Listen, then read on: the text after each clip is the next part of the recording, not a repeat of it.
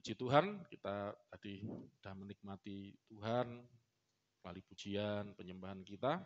Kita juga akan menikmati Tuhan di dalam firman-Nya ya. Tadi di dalam hadirat-Nya, dalam hadirat Tuhan, kehadiran Tuhan di tengah-tengah kita, kasih-Nya, cintanya. Sekarang kita mau menikmati juga perkataannya ya, firman-Nya. Ada lagu ya zaman saya muda dulu itu bagus itu. Firman untuk selamanya, sampai selamanya perkataanmu. Apa itu maksudnya? Bertumbuh di hatiku, siang atau malam, selalu ku renungkan janji-janjimu. Siapa itu? Yang indah ya itu kan. Jadi perkataan Tuhan itu juga menjadi berkat buat kita ya, menjadi kita nikmati siang malam. Puji Tuhan. Di dalam WA Group sudah saya tuliskan ya di situ. Saya harap Anda terus juga belajar ya, diperkuat ya iman kita, diperkokoh, yaitu dengan saya berencanakan sesuai dengan tema kita ya, tahun ini serupa dengan Kristus ya. Kita akan mempelajari Kristus lebih dalam lagi dan terutama Kristus ya, Tuhan Yesus Kristus sebagai firman Allah. Amin, saudaraku, sebagai apa? Firman Allah. Ya, saya mengikuti polanya Rasul Yohanes. Coba buka Yohanes 1 ini dulu ya, pembukaan dulu. Jadi gini saudaraku, karena selama ini karena kita tinggal di Indonesia ya, mayoritas saudara seberang kita selalu salah paham. Sudah saya tuliskan di grup ya, saya kasih ayat-ayat Al-Quran juga kan. Gampang kok, saudara mau cari sekarang itu, gampang mau cari tentang Isa Al-Masih gitu ya, di Al-Quran itu keluar semua nanti saudara mau. Ya enggak usah zaman sekarang, enggak perlu hafal aja, enggak pernah kan nyoba gitu kan. Nah saya bandingkan kan di situ bagaimana tentang kalimat tuloh itu, kalimat tuhu ya, firman Allah. Walaupun enggak terlalu detail ya. Jadi gini, maksud saya kan kita tinggal di Indonesia yang mayoritas, saudara sepupu kita ini salah paham ya, salah paham kepada kekristenan ya, dikira Kristen itu menyembah manusia, terus Allah itu 3 kan, kita sudah tunjukkan ayat-ayatnya. Terus Allah kok punya anak gitu ya. Makanya kenapa kok saya mengajarkan ini dulu ya, ngikuti alurnya Rasul Yohanes. Kalau Rasul Matius, Markus itu alurnya Yesus itu langsung anak Allah gitu ya. Kalau Matius itu Yesus itu Kristus ya, anak Daud, anak Abraham. Nah, itu saya sudah jelaskan ya. Coba sambil diingat dikit-dikit. Matius itu, Rasul Matius terutama menunjukkan Injilnya itu kepada siapa? Biar ingat saudaraku. Kepada orang-orang apa? Golongan apa? Bangsa apa? Ya, Yahudi. Rasul Matius itu orang Yahudi, namanya Lewi nama aslinya. Ya, dia mengkhususkan ya Injilnya ini sebetulnya tujuan utamanya gitu ya. Itu untuk orang Yahudi. Makanya orang Yahudi ini nggak masalah ketika anak Daud, anak Abraham, orang Yahudi. Nanti saya akan kalau sudah jelas khotbah ini terus nanti akan sampai kepada Kristus ya, kepada Mesias. Orang Yahudi ngerti siapa itu Kristus, siapa itu Mesias, siapa itu anak Daud, siapa itu anak Abraham ya. Itu adalah manifestasinya Allah itu. Ngerti ya. Kalau orang yang di luar Yahudi baca itu, ini anak Daud, anak Abraham ini apa gitu, enggak ngerti ya. Nah, nanti saya akan khotbah ke sana. Terus Markus juga tentang Yesus itu adalah anak Allah gitu ya. Itu untuk orang Rasul Markus itu menuliskan Injilnya ditujukan utama untuk orang apa, saudara? Golongan apa atau bangsa apa? Sambil diingat-ingat dikit. Kalau Matius ditujukan utama penulisannya, makanya banyak mencuplik perjanjian lama, hukum Taurat. Itu Matius 5 paling terkenal. Hukum Taurat berkata tentang apa? Jangan berzina gini, itu kan itu banyak mencuplik. Itu orang Yahudi. Untuk orang Yahudi. Yesus tapi menyempurnakan tafsirannya ya. Berzina itu bukan perbuatan dalam pikiran, itu kan banyak ngambil dari hukum Taurat untuk orang Yahudi. Dari situ bisa kelihatan. Kalau Rasul Markus, kalau Markus itu menuliskan Injilnya untuk siapa, saudaraku? Kebanyakan. Yang utama untuk orang Romawi, yang karena dia ada di Roma bersama dia muridnya Petrus ya. Ada di Roma, pelayanan di Roma. Jadi untuk orang Romawi kebanyakan. Dan orang Romawi itu istilah anak Allah itu biasa. Ini saya jelaskan dulu sejarahnya, saudara ya. Anak Allah itu udah biasa. Kaisar, raja-raja, kaisar-kaisar dulu itu, terutama negara-negara ya, kerajaan-kerajaan dulu itu itu disebut anak dewa, anaknya dewanya gitu loh. Itu maksudnya penitisan, penjelmaan dewanya. Jadi istilah anak itu mereka ngerti gitu ya. Bukan seperti yang dituduhkan saudara sepupu kita. Itu kok Allah punya anak, mesti ada ibunya malah yang menghina. Bidannya lagi mana itu. Karena pemikirannya biologis, pikirannya manusiawi. Cara manusia. Lah kalau orang-orang Romawi ngerti ya. Saudara gak usah jauh-jauh sekarang, Kaisar Jepang. Ya. Orang Jepang tuh nyembah apa ya? Dewa matahari. Kaisarnya itu anaknya dewa matahari loh. Ya apa matahari kok punya anak? Istrinya siapa matahari? Jadi itu istilah, gelar. Kaisar atau raja-raja zaman dulu itu gelarnya anaknya Allah, anaknya dewanya. Orang Chinese juga gitu. Saya kan suka film-film Mandarin ya. Itu yang terjemahkan itu benar. Itu terjemah anak langit, Dian ya. Langit itu Tuhan juga artinya. Kaisar itu anak langit, ya anaknya Tuhan. Jadi anak Tuhan. Saya pernah baca, lihat-lihat di YouTube kan banyak film Mandarin. Ada yang terjemahkannya kebablasan, anak Allah ya. Di Tuhan itu terjemahkan Allah. Kaisar itu anak Allah itu. Saya pernah lihat film yang judulnya apa itu lupa.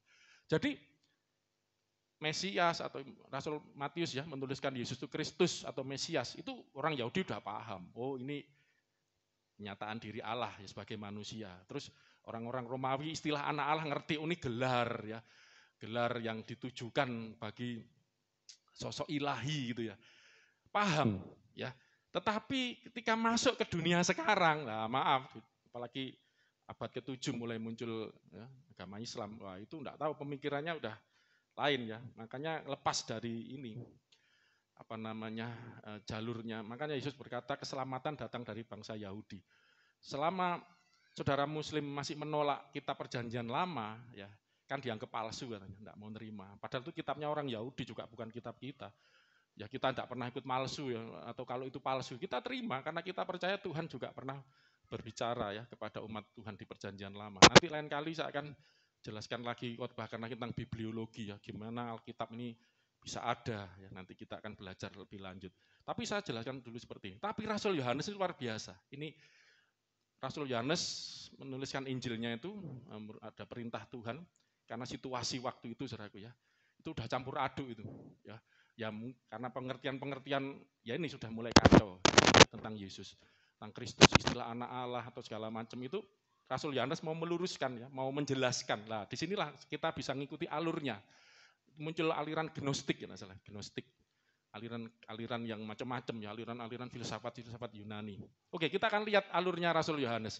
Makanya kenapa di WA Group saya jelaskan, enggak tahu nanti guru sekolah minggu mumpung ada Mbak Dina, nanti pelan-pelan ngajarkan Yesus itu firman Allah dulu sebelum anak Allah. Rasul Yohanes alurnya seperti itu. Coba kita baca ya. 1 2 3. Pada mulanya adalah firman. Firman itu bersama-sama dengan Allah dan firman itu adalah Allah. Dimulai dari firman dulu. Bersama Allah dan firman itu adalah Allah itu sendiri. Ayat kedua, ia pada mulanya bersama-sama dengan Allah. Ketiga, segala sesuatu dijadikan oleh dia, firman itu tadi ya. Dan tanpa dia, tanpa firman, tidak ada suatu pun yang telah jadi dari segala yang telah dijadikan. Maksudnya apa? Jadi segala sesuatu yang jadi ini bisa ada, ini karena ada firman. Tanpa firman tidak ada yang jadi. Jadi intinya kalau sederhana, ini satu-satunya pencipta. Jadi tidak ada pencipta lain. Maaf kalau saya lihat film mitologi, film Mandarin, saya kan senang film kungfu silat ya. Itu mitologi aja lah, cerita-cerita, dongeng-dongeng. Itu yang menciptakan tuh macam-macam. Ada dewa ini, dewa itu, kekurangannya ditambal, ada dewa Nuwa, enggak salah itu. Perempuan itu, nambel, ada kekacauan ini nambel itu. Jadi banyak yang menciptakan lah. Ini enggak seperti itu ya. Pencipta itu hanya satu. Siapa pencipta langit bumi segala isinya, alam semesta ini? Allah melalui firman-Nya gitu loh, kira-kira gitu. Jadi tanpa firman ini tidak ada yang diciptakan. Ya, tanpa firman tidak ada yang telah jadi dari yang dijadikan. 4, di dalam dia, dalam firman itu ada apa saudaraku? Ada hidup, ya. Kita pernah nyanyi. Ada hidup, terang bagi manusia. Itu kan lagunya itu dari Yohanes 1, ya. Firman jadi manusia. Nyambil nyanyi lah biar relax dikit. Diam di antara kita. Nanti itu sudah nemukan ayatnya di 14. Terus ada hidup, itu firman itu. Terang bagi manusia. Terus apa? Engkau datang, firman ini datang bagi kepunyaanmu. Ya toh? Di dalam dia ada hidup dan hidup itu adalah terang manusia. 5, terang itu bercahaya di dalam kegelapan. Dan kegelapan itu tidak menguasainya. 6, datanglah seorang dosa Allah namanya Yohanes. Ini bukan penulisnya ya Rasul Yohanes, ini Yohanes Pembaptis. 7, ia datang sebagai saksi untuk memberi kesaksian tentang terang itu. Supaya oleh dia, oleh Rasul Yohanes ini semua orang menjadi percaya. Nanti kita akan lihat, saya akan nyinggung Rasul Yohanes Pembaptis nanti juga di khotbah. Ayat 8, ia bukan terang itu, tetapi ia harus, ini Rasul Yohanes ya, Yohanes Pembaptis, ia harus memberi kesaksian tentang terang itu. 9, terang yang sesungguhnya, apa saudaraku, yang menerangi setiap orang sedang datang ke dalam dunia. 10, ia telah ada di dalam dunia dan dunia dijadikan oleh. Jadi yang menjadikan dunia ini telah datang dalam dunia. Nah, gitu. Ya firman itu. Nanti kenapa? Penjelasannya lagi. Nanti ada ya. Tetapi dunia tidak mengenalnya. Terus 11, ia datang kepada milik kepunyaannya. Ada hidup terang bagi manusia, engkau datang bagi kepunyaanmu. Jadi ia datang kepada yang diciptakannya, ya, datang ke dunia menjadi sama dengan ciptaannya, menjadi manusia. Nanti kita akan bahas lagi lebih dalam ya. Tapi intinya ini dari firman itu ya. Ia datang kepada milik kepunyaannya, datang kepada segala sesuatu diciptakan oleh dia, datang kepada milik kepunyaan, tetapi, lah ini saudaraku, orang-orang kepunyaannya itu apa? Tidak menerimanya. Orang-orang kepunyaannya itu yang diciptakan ini tidak menerimanya. Makanya tidak usah heran. Gitu ya. Berarti Allah kok tidak maha kuasa. Allah kok bisa ditolak. Loh, semua agama apapun lah, punya dewa sembahan apapun. Apakah semuanya yang mau menerima dia? Belum tentu kan. Makanya ada teroris kan karena nganggap, ini tidak mau nyembah Tuhan saya, halal darahnya, bunuh. Kongslet. Nah, kita sadar ini orang tidak terima. Yesus Tuhan aja loh, firman Tuhan ngomong, datang pada milik kepunyaannya, punyanya tidak menerima. Tapi ayat 12 ini luar biasa. Nah, ayat ini jawabannya. Kenapa kok? Dan saya belajar juga, makanya kenapa orang Buddha tidak mengenal Tuhan. Konsepnya ada, tapi pribadi Tuhannya tidak ada. Saya pelajari, macam-macam. Itu ternyata dari konsep pemikiran begini, ini sedikit biar Anda ngerti ya, supaya jangan sampai Anda, soalnya ada saudaranya istri saya ini ya, katanya sempat jadi Buddha gitu ya. Ya dari Kristen ya, jadi Buddha. Kok bisa dia tanya, heran gitu ya. Karena konsep ada sesuatu yang kalau kita tidak hati-hati ya berpikir. Makanya waktu meninggal sempat mau dikremasi itu ya. Katanya cara Kristen bingung akhirnya. Enggak tahu apa. Saya saudara jauh lah, saya ada kemarin. Jadi gini, kenapa kok bagi orang Buddha itu bukan ateisme ya, jangan keliru, marah nanti. Non-teisme. Non-teisme. Jadi bukan ateis, bukan tidak percaya ya Tuhan, tidak bertuhan. Mereka ada Tuhan tetapi konsepnya beda, non-teisme. Tuhan itu bukan sebagai pribadi. Ya, pencipta itu bukan. Penciptaan itu terjadi karena ada perpaduan, itu unik bisa belajar ya. Jadi karena ada unsur angin, udara, api, tanah, sudah jadilah manusia. Gitu. Makanya ada tanahnya, ada anginnya, ada apa tadi? Air itu, makanya mengandung tubuh air itu kan ada perpaduan gitu. Tapi itu terjadi dengan sendirinya gitu loh. Loh kalau kita kan karena Tuhan jadilah manusia dibentuk kasih dari debu tanah ya kan mengandung unsur air kan segala macam itu. Diembusin nafasnya lah. Tapi mereka tidak meyakini ada Tuhan sebagai pribadi. Kenapa? Itu ada pengertiannya. Jadi supaya Anda ngerti. Jangan sampai saya melihat, maaf ya kalau dari pemahaman saya, karena ada kekecewaan. Jadi gini, kalau Tuhan itu ada, kenapa manusia menderita? Ini kan dicari Buddha jawabannya. Ada 4 itu, ada sakit, tua, sakit, apalagi itu miskin mati, pokoknya ada penderitaan. Kalau Tuhan itu ada, kenapa ada penderitaan? Anda pernah bertanya enggak seperti itu? Kalau Tuhan itu ada, kenapa ada penderitaan? Berarti Tuhan tidak maha kuasa. Kepada kepunyaannya, kepada milik kepunyaannya, kok tidak berkuasa? Nah, kan itu. Berarti Tuhan itu konsep. Ada Tuhan konsepnya, konsep itu ngerti enggak? Konsep itu pemikiran tentang Tuhan itu ada, tetapi wujudnya tidak nyata. Akhirnya Tuhan itu adalah suatu keadaan di mana manusia akan ke sana gitu. Tujuannya ke sana. Nah, kira-kira tambah mumet nanti, tapi enggak usah lah. Intinya karena ke situ. Ya toh, kenapa kok ada orang menderita, ada orang yang bahagia, kan macam-macam. Berarti Tuhan enggak ada. Kira-kira gitu. Tuhan secara pribadi enggak ada. Berarti dia kewalahan mengatur dunia ini. Nah, saudara pernah mikir enggak Tuhan kewalahan? Saking banyaknya orang. Ini ada yang ditolong, ada yang enggak. Kok bingung. Sebenarnya jawabannya di sini tadi. Terang itu telah datang, pencipta itu datang, firman datang kepada milik kepunyaannya, tapi milik kepunyanya tidak menolak dia. Kenapa? Kenapa kok menolak? Loh, ayo tadi coba balik sebelum ke sini ya. Ini kuncinya di 12, 4 ya, tidak salah. 4. Balik ke 4 coba. Makanya saya ngomongkan minggu lalu, kalau belajar Alkitab, tidak boleh baca terburu-buru. Ya kan, tidak boleh terburu-buru, dinikmati, direnungkan. Ayo, saya tanya tadi Anda udah baca loh. Ayo, kenapa kok manusia ada yang, dari hati ini aja loh, manusia kenapa ada yang susah, ada yang bahagia, ada yang enak hidupnya, ada yang kacau, ada yang ruwet. Kenapa? Di dalam dia ini firman tadi ya, ada terang, ada hidup itu terang bagi manusia. Kenapa? Ayat kelima, terang itu bercahaya di dalam kegelapan. Karena dunia ada di dalam kegelapan, makanya datanglah terang untuk menyinari kegelapan itu. Kenapa dunia itu gelap? Karena dosa, manusia berbuat dosa, ya dimulai dari Adam, manusia pertama aja berdosa, apalagi anaknya Kain, bunuh. Manusia pertama dosa, istrinya yang berdosa, anaknya yang berdosa, turunannya sampai sekarang gelap. Nah, makanya kenapa dunia menolak Kristus, karena dalam kegelapan, dan inilah yang membuat hidup dalam kegelapan itu ya, ini pengertiannya luas. Hidup di dalam kutuk, dalam kemiskinan, gelap, kacau.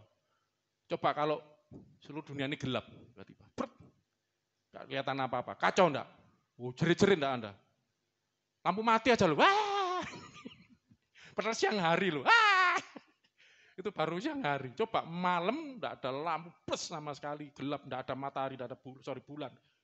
Apa enggak teriak-teriak? Kacau. Lah ini kan gambarannya kan kiasan itu kelihatan, kacau. Makanya enggak kenal. Ada yang menciptakan ini, menolak. Nah ini bisa dijawab ya, saudara-saudara Buddha kalau mendengar ini, siapa tahu ya, jadi bukan karena kacau ini Tuhan enggak mengatur. Tuhan ada, datang malah. Tapi karena dunia, manusia hidup dalam gelap, manusia enggak bisa melihat, enggak bisa mengenal, menolak. Tapi ayat 12, ini janji Tuhan, Tuhan datang. Di firman Tuhan katakan, tetapi semua orang yang menerimanya, yang menolak dalam gelap, tetap hidup dalam kegelapan. Tapi yang menerimanya, menerima terang itu, diberinya kuasa supaya menjadi anak-anak Allah. Makanya anak-anak Tuhan disebut juga anak-anak terang. Karena dia adalah terang. Allah itu terang, nanti saya akan tunjukkan ayatnya juga.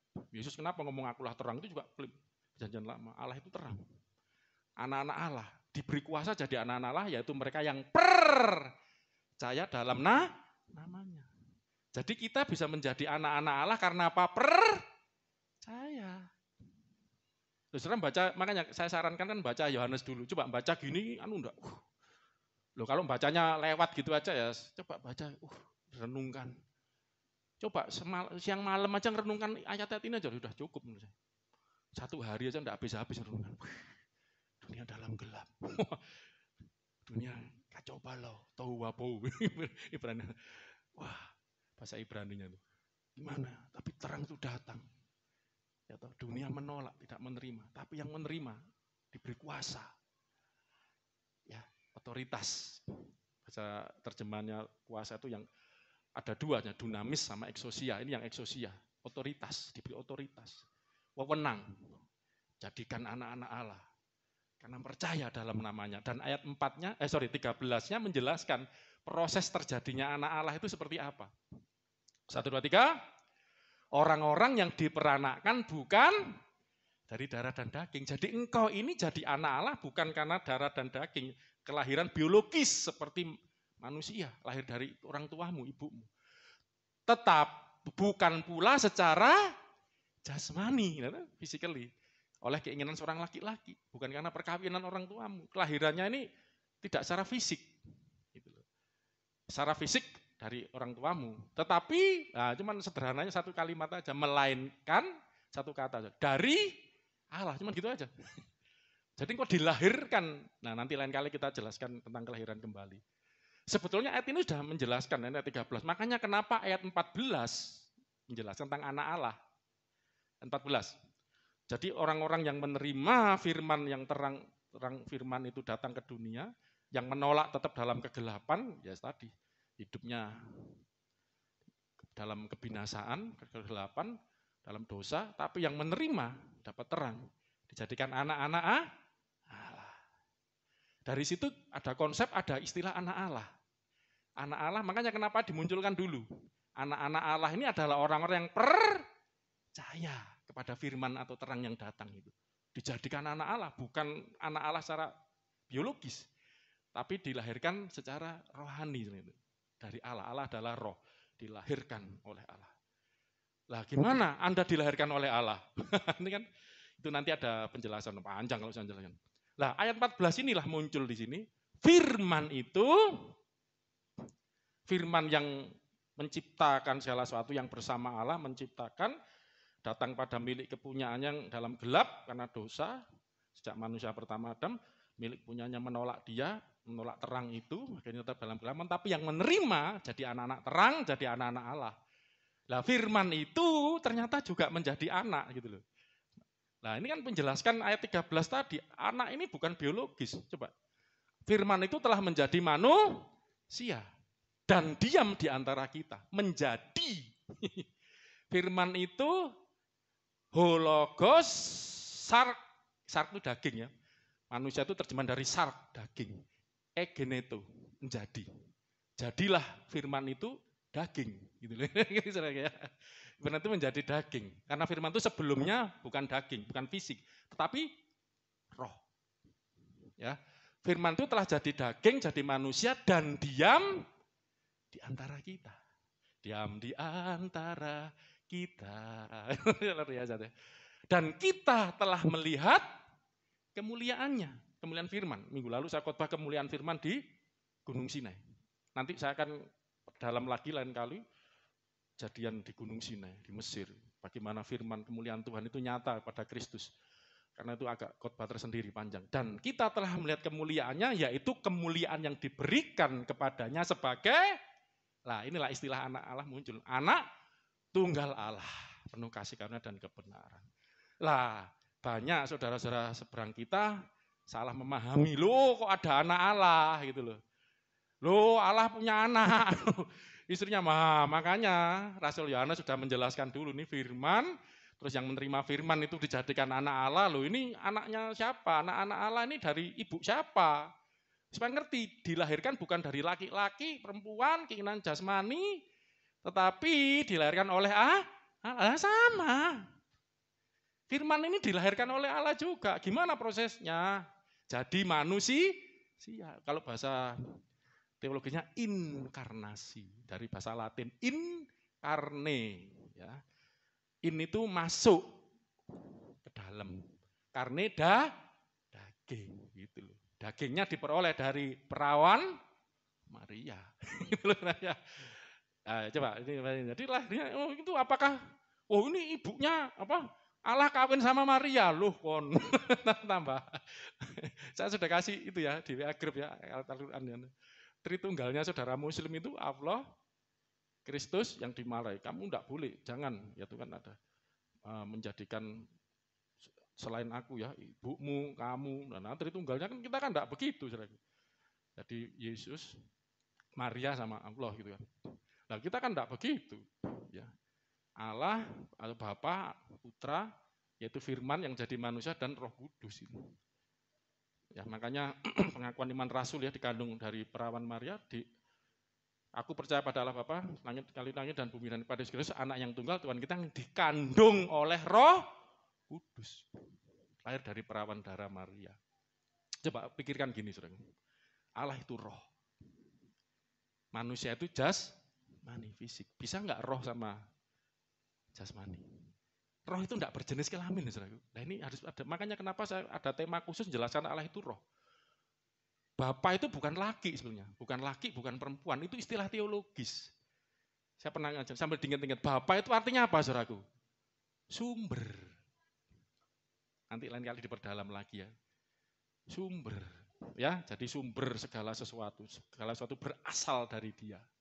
Ya, itu sumber. Jadi itu istilah teologis. Makanya enggak ada pernikahan secara ya seperti yang dibayangkan tidak ada. Lah makanya kenapa saya mengusulkan, saya mau mengajarkan ngikuti alurnya Rasul Yohanes ya, karena kita tinggal di Indonesia, karena mayoritas banyak salah paham.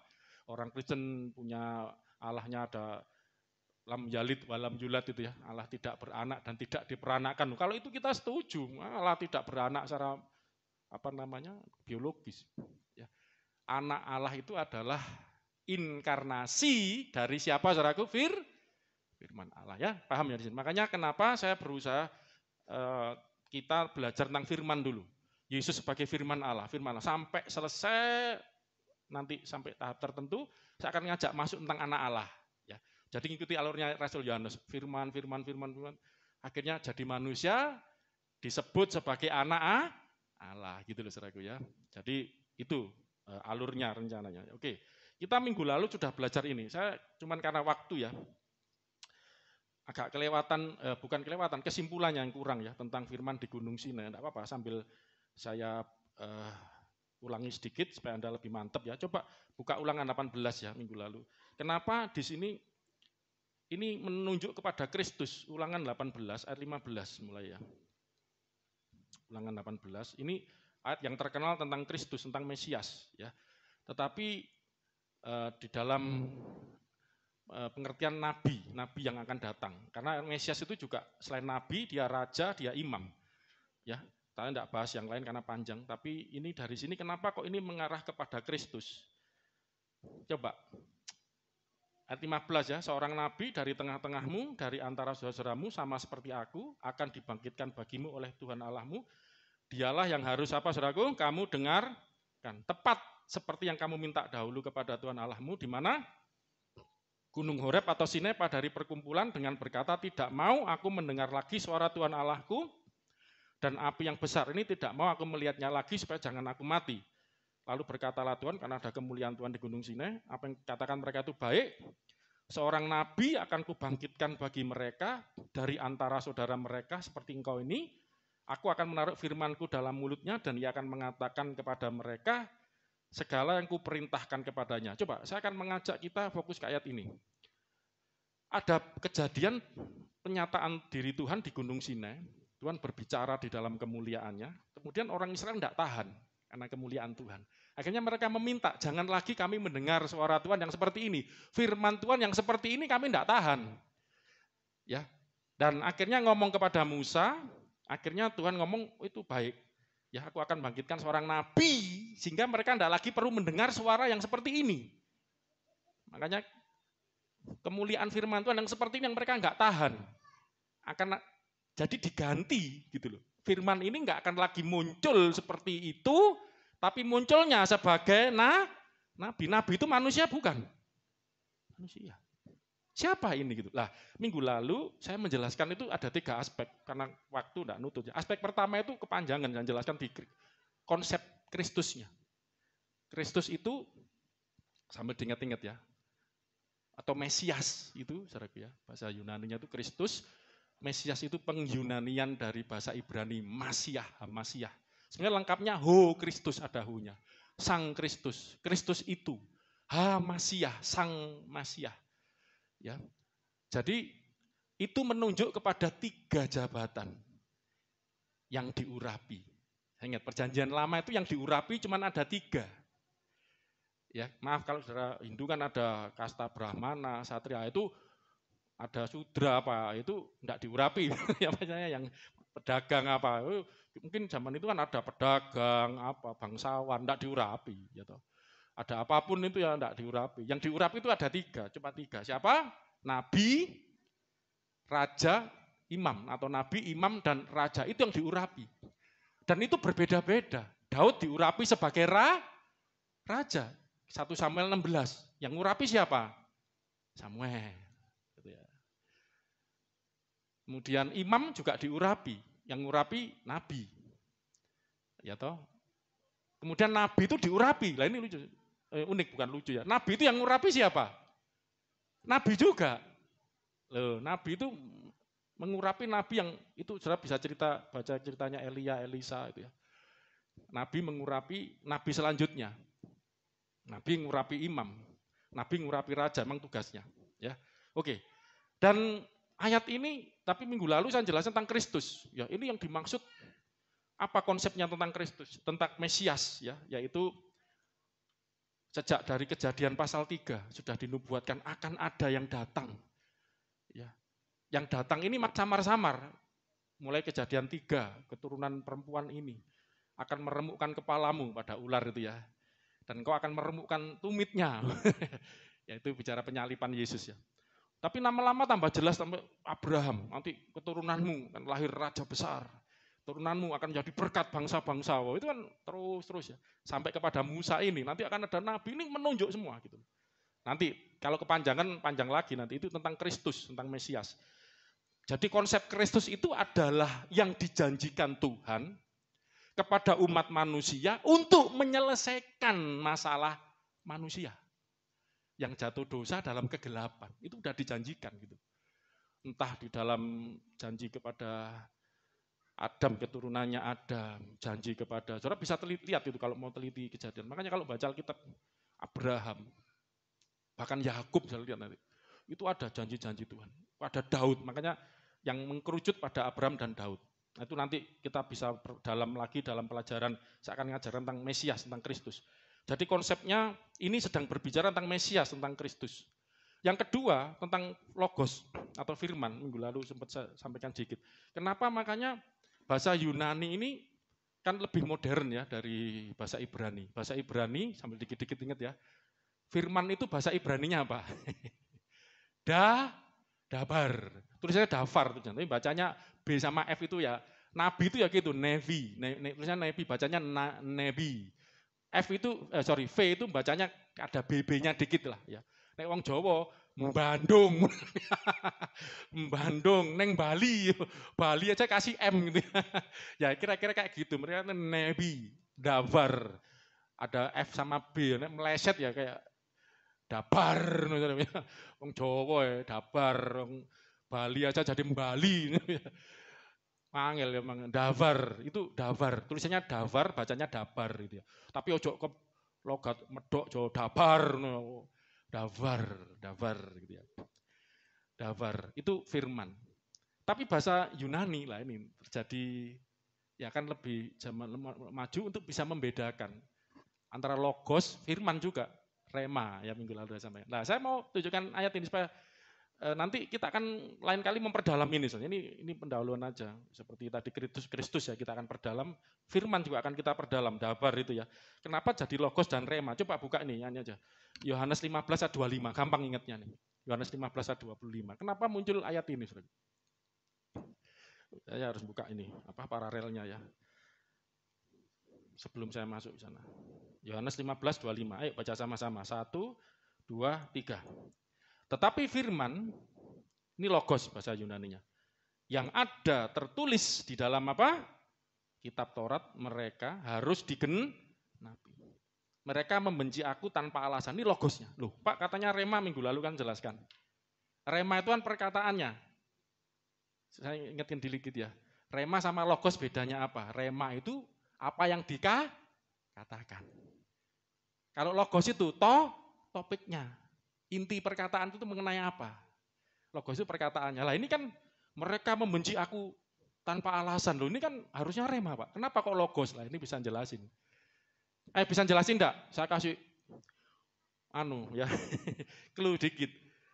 Rema itu apa yang dikatakan. Logos itu inti perkataan. Kenapa nih? Ini kan perkataan. Kenapa kok disebut logos? Rema itu kapan kan minggu lalu saya kasih contoh. Petrus waktu menyangkal, ingat remanya Tuhan Yesus perkataannya. Sebelum ayam berkokok 3 kali, sebelum ayam berkokok kok akan menyangkal aku 3 kali. Perkataan itu diingat, remanya itu perkataan apa yang dikatakan itu diingat. Ini bedanya di mana? Nanti ini bisa jelasin kenapa Yesus itu logos. Supaya lebih ngerti. Mereka membenci aku tanpa alasan. Gini. Saya jawab enggak? Kalau enggak kan saya sudah kasih contoh. Alkitab kita ini ada, hilang. Ada tanda bintang itu loh saudaraku. Coba pencetan, ayo yang bawa, ayo pencetan di bawahnya. Setelah ayat itu selesai, itu untuk seperti footnote itu. Pijetan, muncul ayat perjanjian lama, bener enggak? Ayo tunjukkan, ini siapa sambil belajar lah santai. Ayat ini jelasin apa saudaraku? Tentang itu kan, ayat ini rujukan dari mereka membenci aku tanpa alasan. Logos ini harus digenapi. Firman ini harus digenapi yang tertulis dalam kitabnya itu. Mereka membenci aku tanpa alasan. Nah, diambilnya ayat ini, Yesus mencuplik ayat ini dari pijet itu kan keluar itu. Canggih ini. Dari ayat apa itu? Ada 1 apa 2 ayat? 2 ayat. Mazmur pertama berapa? Mazmur 35, 19. Ayo baca sama-sama. 1, 2, 3. Ikut burung buka. Bukan. Loh, melok melok ikut mencoba. Ayo, saya gini nih sambil supaya Anda senang belajar Alkitab. Ya. Sambil ngajarin, sambil praktek. Janganlah, kan bener ta. Mazmur 35, 19. Podong enggak Alkitab? Katanya dipalsukan loh. Nanti kamu dikira bener, Alkitab Kristen dipalsu. Ayo Alkitab saya sama Anda bener sama enggak? Mana mungkin dipalsu, ketahuan. Janganlah sekali-kali, Mazmur 35, 19 ya, bersukacita atas aku, orang-orang yang memusuhi aku tanpa sebab. Atau mengedip-ngedipkan mata orang-orang yang membenci aku tanpa alasan. Ini 1 ayat. Kemudian 1 lagi, Mazmur 69 ayat 5. 1, 2, 3. Ayat 4, sorry. Ayat 4. Ayat 4. Orang-orang yang membenci aku tanpa alasan lebih banyak daripada di kepalaku. Ini kiasan ya. Bahasa syair. Jumlahnya terlalu besar jumlah orang yang tidak membinasakan aku. Yang musuh aku tanpa sebab. Aku dipaksa untuk membalikkan apa yang tidak aku rampas. Membenci aku tanpa alasan. Ada 2 ayat. Panjang semua. Semuanya panjang enggak? Lumayan kan kali. Lah sekarang kenapa di situ Yesus cuma mencuplik mereka membenci aku tanpa alasan. Itu disebut logos. Ayo coba ngerti enggak? Mudeng enggak? Apa bedanya logos sama rema? Dari ini loh, udah tak buka gini masa harus dibimbing terus. Muncul pemikirannya. Kenapa? Ayo Mbak Dewi ini pinter loh. Kapan itu WA saya, istri saya nyarankan, kamu kalau menjawab masih takut-takut, kasih ke pastor dulu, nanti biar dinilai. Oh, hampir bener. Tak balik nokak, jawab terusan nih. Dia jelasin tentang Mesias, anak Allah. Bagus yang mau nemu ayat itu. Cuman penjelasannya. Coba jelasin, saudaraku. Rema itu apa yang dikatakan. Perkataannya. Tapi logos itu maksud dari perkataan itu, topiknya, subjek wacananya, mengenai apa, gitu-gitu. Itu logos. Nah sekarang kenapa Yesus ngomong di Yohanes 15 ayat 25 balik. Tetapi firman, tapi logos, ya. Tetapi logos al-ina plirote ho logos ho gegramenos. Tetapi al itu tetapi. Ya. Firman hologos hogegramenos, firman yang tertulis grafo hogegramenos. Nah, kata kerja. Jadi tertulis antonomo, nomo itu hukum, eukos nomos ya, hukum Taurat. Itu harus digenapi tentang aku. Yaitu mereka membenci aku. Kenapa yang disebut logos? Kenapa bukan rema? Kenapa? Ayo. Nang dijawab, nang terus. Ayo. Wah, Mas Yulio pinter ya. Karena apa? Ini intinya kan. Ini inti ayat 2 tadi. Mazmur 35 sama Mazmur berapa tadi? 60? Berapa tadi itu? Membenci aku tanpa, itu kan inti. Intinya itu orang itu membenci. Ada satu sosok yang dibenci. Mesias itu dibenci ternyata. Itu digenapi loh saudaraku. Dibenci aku tanpa A, membenci aku tanpa A. Alasan entah macam yang rambut lebih banyak dari rambut di kepalaku, mereka gini. Terus mereka mau membunuh aku, lah kan disalib kan. Mereka orang Yahudi itu kan seperti itu. Ngerti ya sekarang? Logos sama rema bedanya di mana? Ngerti kan sekarang? Logos itu berarti inti, maksud dari perkataan itu. Makanya kenapa Yesus sebut logos? Ini saudaraku. Alkitab, saya sudah pernah mengajarkan sedikit-sedikit tentang bibliologi ya. Kan itu Alkitab kita itu kan bukan cuma perkataannya Tuhan. Di situ ada setan ngomong enggak? Ceritanya Ayub, ceritanya Adam. Setan ngomong enggak? Lah kalau rema, perkataannya, lu omong mau jadi manusia kan, gak lucu. Ngerti saudaraku? Bahkan di Matius 4 kan iblis mencobai Yesus, setan ngomong. Alkitab kan itu ada omongannya Tuhan, ada perkataannya manusia, perkataannya nabi, perkataannya orang-orang zaman itu. Setan pun omongannya tertulis juga, dicatat di situ. Itu rema. Kalau omongan itu rema jadi, waduh, omong pas perkataan, setiap detail perkataan itu. Bukan. Makanya kenapa logos. Walaupun setan ngomong, tapi ada maksud. Tuhan punya maksud. Tuhan izinkan setan ngomong itu kenapa? Saudara coba baca kisahnya Ayub. Setan ngomong apa? Ya, waktu Tuhan ngomong, tidakkah kau lihat hambaku Ayub? Orang yang saleh. Oh iya, karena engkau berkati. Ya toh, makanya dia saleh. Coba kau cabut pagar perlindunganmu. Loh, setan waktu ngomong itu sebenarnya Anda sedang diajar logos, firman kebenaran. Oh, ternyata kita ini dilindungi oleh Tuhan, dipagari Tuhan. Itu ayatnya ada, Mazmur. Malaikatmu kau kirim berkemah sekeliling orang benar. Setan ngomong, tadi walaupun setan ngomong tapi logosnya kan mengenai aku enggak bisa buat apa-apa kepada Ayub karena kau lindungi. Logosnya kan masuk, ada perlindungan Tuhan. Nah itu Yesus. Yesus adalah pelindung hidup kita, amin. Amin saudaraku. Ngerti sekarang logos sama rema? Mulai ngerti saudaraku? Ya karena baru denger ini ngertinya 50% enggak apa-apa lah ya. Asal jangan babar belas saudaraku ya. Ya puji Tuhan. Inilah sedikit. Jadi aspek kedua tentang logos itu. Yang ketiga ini saudaraku. Tentang firman di Gunung Sinai. Saya enggak ngejar target ya. Yang penting jemaat pinter. Amin saudaraku ya. Coba kembali ke ulangan tadi. Saya kalau ngejar target ulangan yang tadi ya 15. Bilangan. Ya, 18 ayat 15 mulai 15 tadi, tapi saya minta langsung ayat ini. 18 tadi ya, seorang nabi akan kubangkitkan. 18. Siapa sih nabi yang dibangkitkan? Nah, kita akan perbandingan ayat ini dengan Ulangan pasal 5 mulai ayat 23. Saya sebenarnya kepingin baca dari ayat 1 kepanjangan, itu dahsyat. Lain kali saya kepingin inilah keunikan umat Tuhan itu. Tidak ada umat yang seperti umatnya Tuhan Allah kita, saudaraku, dahsyat. Nanti kalau baca ayat 1 luar biasa. Coba, tapi saya mau ke sini aja. Ayat 23. Di situ dikatakan ketika kamu mendengar suara itu, ya kemuliaan Tuhan di Gunung Sinai, ada firman Tuhan, dari tengah-tengah gelap gulita, sementara gunung itu menyala, maka kamu yakni semua kepala sukumu, para tua-tuamu, Musa yang ngomong, mendekati aku ini Musa, terus 24, dan berkata sesungguhnya Tuhan Allah kita telah memperlihatkan kepada kita apa? Kemuliaannya dan kebesarannya. Dan suaranya telah kita dengar dari tengah-tengah api.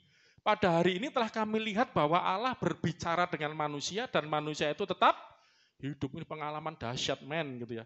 25, tetapi sekarang mengapa kami harus mati? Dengar suara Tuhan, firman Tuhan kayak mau mati rasanya. Sebab api yang besar ini akan menghanguskan kami. Itu dahsyat banget. Apabila kami lebih lama mendengar suara Tuhan Allah kami akan mati. Inilah alasannya kenapa baik permintaan mereka, aku tidak akan berbicara lagi dengan seperti ini. Ini kan permintaan. Ya, kenapa permintaan itu 26? Sebab makhluk manakah yang telah mendengar suara dari Allah hidup yang berbicara tentang api seperti kami tetap hidup. Lalu 7, mendekatlah engkau dan dengarkanlah. Musa menyuruh mereka mendengar segala yang mereka minta kepada Musa, engkau Musa, mendekatlah engkau dan dengarkanlah segala yang difirmankan Tuhan Allah kita, dan engkaulah yang mengatakan kepada kami segala yang difirmankan kepadamu oleh Tuhan Allah kita, maka kami akan mendengar dan melakukannya. Jadi yang diminta orang Israel itu, janganlah kami mendengar suara Tuhan yang penuh kemuliaan seperti ini. Engkau saja Musa yang mendekat, mendengar, terus sampaikan perkataan Tuhan kepada kami. Nabi itu berarti pengantara untuk Tuhan berbicara. Kami jangan dengar langsung lagi dah gitu ya. Engkau saja yang mendekat, kami tidak tahan. Engkau sampaikan. Lah, maksudnya kan gitu 28. Ketika Tuhan mendengar perkataanmu itu, sedang kamu mengatakannya kepadaku, lain kali kita nanti bisa lihat detail ya. Jadi Musa itu sebelum Tuhan datang ke Gunung Sinai itu naik turun. Datang pada Tuhan ngomong gini, sampaikan. Nanti akhirnya muncul kata-kata pada hari ketiga suruh mereka mempersiapkan diri, yang suami istri tidak boleh hubungan, itu ada yang menguduskan kekudusan bagi orang Yahudi itu physically. Mereka harus mengkhususkan dirinya, mungkin puasa atau apa ya. Nanti pada hari ketiga aku akan datang di Gunung Sinai, mereka di kaki gunung semua. Itu belum ada suara, cuman Musa naik turun itu. Sampai karena mereka biar ngerti Tuhan yang ngomong kepada Musa itu ada. Karena selama ini mereka hanya dengar dari Musa. Musa datang, ini loh ada Tuhan mau menyelamatkan kamu dari Mesir waktu pertama kali, enggak percaya siapa kamu ini.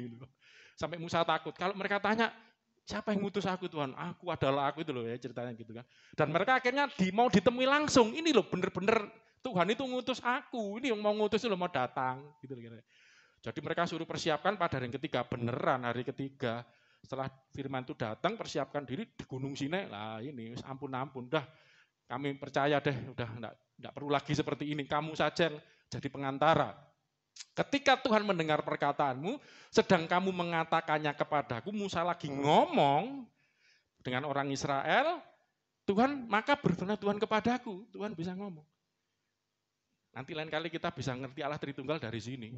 Kok Tuhan ada di Gunung Sinai, tiba-tiba Tuhan bisa ngomong di telinganya Musa, waktu lagi ngomong-ngomong itu di bawah gunung. Tuhan kan ada di langit, terus Tuhan kok bisa datang di Gunung Sinai, kok Tuhan bisa bicara di telinganya Musa. Gini pernah neliti enggak? Ini hipostasis nanti belajar. Tuhan ada di surga. Saya mau tanya, waktu Tuhan turun ke Gunung Sinai, surga kosong apa enggak? Ini kan jadi pertanyaan, waktu Yesus Allah jadi manusia, inkarnasi dalam Yesus. Surga kosong apa enggak? Itu pertanyaannya sama. Waktu Allah turun ke Gunung Sinai, di surga siapa? Gitu.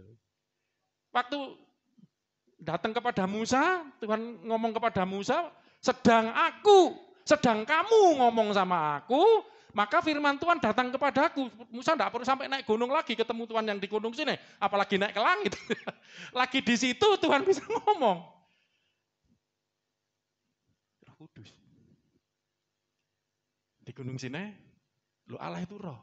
Ini saudara, coba sambil. Ini Tritunggal bisa dijelasin dari sini juga loh. Saya sudah mengajarkan Allah itu roh loh ya. Dan Allah itu tidak terbatas. Roh itu tidak kelihatan, tidak berwujud fisik, dan tidak bisa dilihat. Dan ukurannya Tuhan besarnya seberapa? Saudara Muslim kita mau Allahu Akbar, Allah yang maha besar. Kalau Kristen lebih dahsyat, namanya pendeta Kristen kan. Dan ajarannya memang ada. Allah kita ukurannya besarnya seperti apa? Ayo, siapa ada perlu penjelasan loh. Makanya perlu belajar. Saya pernah ngomong kan, sebesarnya Allah kita, Allahu Akbar, Allah yang besar itu sebesar apa? Tuhan pernah ngomong apa? Tidakkah aku memenuhi langit dan bumi? Alam semesta. Memenuhi. Ya apa? Ngukurnya kayak gini nih kayak apa? Besarnya. Saudara lo, manusia lo belajar alam semesta tidak habis-habis. Baru satu galaksi aja 9 apa? Sorry, ada planet-planet aja lainnya, galaksi yang lain Andromeda. Kita kan Bima Sakti kan? Andromeda atau apa ya belum ditemukan. Seberapa besarnya Tuhan itu? Luas banget. Lah Allah yang di langit itu tadi di sorga turun di Gunung Sinai. Ya apa caranya turun? Hah? Siapa tadi? Enggak apa-apa, salah enggak apa-apa. Mas Julio enggak pernah malu kalau salah ya. Tapi akhirnya jadi pinter kan? Waduh. Turunnya kayak apa? Nah, firman-Nya yang turun.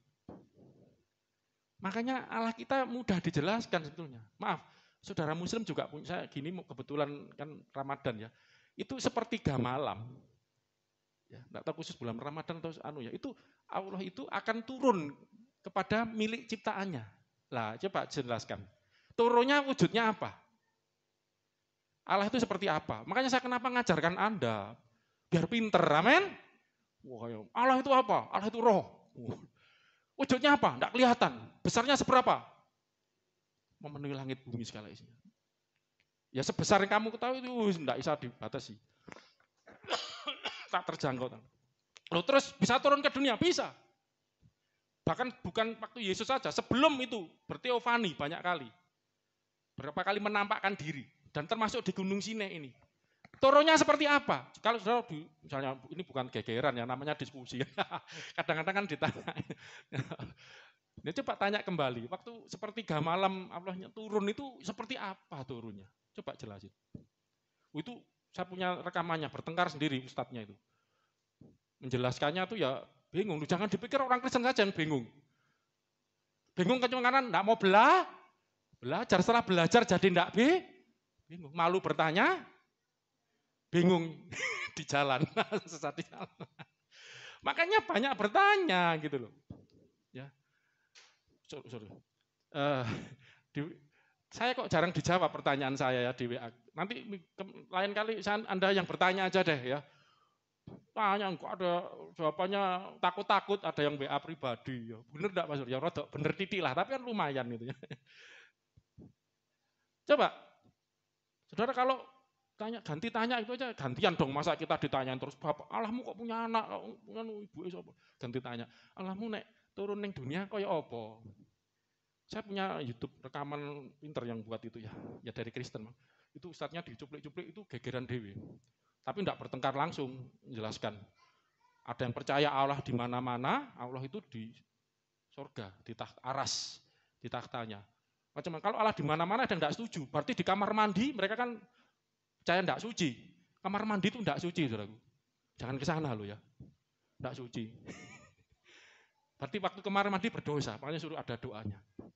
Makanya ya jasmani lah. Maaf ya kalau kita nih kesucian bukan dari jasmani. Engkau mau mandi beribu-ribu kali bersihkan. Itu loh, batin itu enggak bisa disucikan, dibersihkan dengan jasmani, dengan air. Hanya dengan Roh Kudus, Roh suci. Jadi suci. Makanya enggak percaya Allah di mana-mana. Berarti di tempat pelacuran, di tempat maksiat Allah ada enggak di situ? Kalau Anda orang Kristen ditanya Allah di tempat maksiat ada enggak? Ada. Allah kan memenuhi bumi dan segala isi langit dan bumi, memenuhi. Ada. Loh, berarti Allah kan maha suci. Kenapa kok ada di situ? Terang itu telah datang. Tapi kepunyaannya tidak menerima. Ya udah, karena tidak menerima, ya tetap dalam gelap. Ya saudara Buddha juga bisa belajar lah. Bukan karena Allah tidak maha kuasa, karena Allah tidak mau maksa. Allah itu kasih, Allah memberikan kehendak bebas. Nanti lain kali kita belajar tentang kehendak bebas. Kehendak bebas ini penting kuncinya. Makanya manusia diciptakan serupa dan segambar dengan Allah. Malaikat juga punya kehendak bebas. Ya, nah itulah. Jadi bingung jam. Oh, enggak bisa. Tapi ada ngomong Allah kalau enggak di mana-mana gimana? Jelaskan ini juga sepertiga malam. Kalau kita gampang. Yang memenuhi langit bumi, yang tidak terlihat, yang itu siapa, saudaraku? Yang tidak terukur, Bapak. Terus yang menyatakan diri, sampai di Gunung Sinai, teofani segala macam, itu firman. Jadi manusia. Firman tapi waktu itu belum jadi manusia, menyatakan diri. Nah kalau kita bayangkan manusia, nggak bisa. Saya ada di sini, di rumah nggak ada, di Surabaya nggak ada. Saya tadi berangkat ya ketir-ketir ya, ini kan kata larangan mudik, waduh bisa masuk enggak, saya sampai bawa surat, saya usaha saya nih, alamat Mojokerto, plat saya L, mau jelasin kalau ditanya, Saya rencana nanti Kemis ini ada kenaikan Isa Al-Masih ya. Kita ibadah juga ya tetap jam 9 ya. Saya membawa surat pendeta saya nanti ya. Saya ada pelayanan sampai ketinggalan Mas. Nanti saya bawa siapan nanti ya kan. Mau datang. Saya ada di sini di Surabaya udah enggak ada. Sama ibu saya nemeni di rumah Surabaya sama anak saya enggak ada. Di Japan Raya enggak ada. Adanya di Gunung Kedari. Tapi Allah kenapa bisa di mana-mana dia? Ya karena Allah itu diatasi, Allah itu roh. Terus dia juga bisa menyatakan kemuliaannya di Gunung Sinai karena ada hipotasisnya. Ya penyataan diri di dalam Kristus dan yang waktu kamu lagi ngomong sedang kamu mengatakannya kepadaku, Musa ngomong, maka berfirmanlah Tuhan. Musa enggak perlu naik ke Gunung Sinai, di situ ada firman yang menyatakan diri dalam api. Nanti lain kali akan jelaskan ini ya, ini di-keep dulu ya. Nanti saya akan jelaskan lebih detail tentang ini. Kok bisa disimpulkan gitu aja? Ada nanti lah panjang. Terus kok waktu lagi ngomong-ngomong, kok ada firman ngomong kepada Musa, langsung Tuhan jawab, telah ku dengar, maka berfirman Tuhan kepadaku, telah ku dengar perkataan bangsa ini yang dikatakan mereka kepadamu. Firman Tuhan, Tuhan ngomongnya bagaimana? Dari langit? Dari Gunung Sinai, sedang ngomong-ngomong sama orang Israel. Orang Israel enggak mau dengar suara yang kayak di Gunung Sinai, kejadian setelah kemuliaan di Gunung Sinai. Lagi ngomong-ngomong gini, ngomongnya kayak apa saudaraku? Ada suara yang didengar Musa, suara lembut. Roh Kudus. Nanti jelas, Roh Kudus itu berbicara kepada para nabi. Itu ada ayatnya itu. Jadi nih ya, ada yang di langit, ada yang Gunung Sinai, ada yang lagi kumpul-kumpul sama orang Israel, Musa lagi rundingan, Tuhan juga dengar, Tuhan juga ngomong. Tuhan kayak gitu ya Pak. Makanya nanti kita kenal Bapa yang tak terbatas itu, yang tidak ada seorang pun pernah melihat Allah, rupanya tidak pernah, suaranya pun tidak pernah kamu dengar. Loh, yang dengar siapa? Firman itu. Yohanes nanti yang satu itu ada 18, tidak ada seorang pun yang pernah melihat Allah, tapi anak tunggal Allah yaitu firman yang jadi manusia tadi yang menyatakannya. Di situ kuncinya nanti ya. Oke. Telah ku dengar perkataan bangsa katakan padamu, segala yang dikatakan mereka itu baik. Ya. 19 apa? Lanjutnya ya 29 kiranya. Nah, ini tujuannya Tuhan. Kenapa kok Tuhan itu saya minggu lalu kan ngomong. Bukan berarti Tuhan itu dikontrol. Mengikuti kemauan, selalu mengikuti kemauan. Ini ada maksudnya Tuhan, kiranya hati mereka selalu begitu, yaitu apa saudaraku? Takut akan daku. Jadi Tuhan punya maksud menyatakan kemuliaannya, dan Tuhan tahu tidak akan tahan.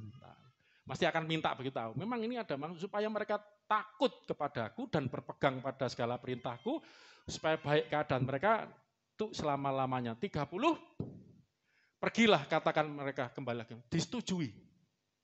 Jadi dengan kata lain ini saya akan tutup waktu. Jadi saya enggak bading khotbah minggu lalu saya ulangi lagi tapi saya detilkan. Lebih saya mantepin. Ini aja kalau dimantepin lagi ya bisa enggak habis-habis nanti. Jadi Yesus itu firman di Gunung Sinai itu, firman yang jadi manusia, firman yang logos. Logos sark egin itu, sark jadi daging. Itu ini saudaraku. Jadi ketika orang Israel enggak tahan mendengar kemuliaan firman Tuhan yang dinyatakan di Gunung Sinai, mereka menawar itu ya, minta. Jangan seperti ini lagi. Kamu saja, kamu ini siapa? Musa, coba ayat tadi, ayat 28 ya.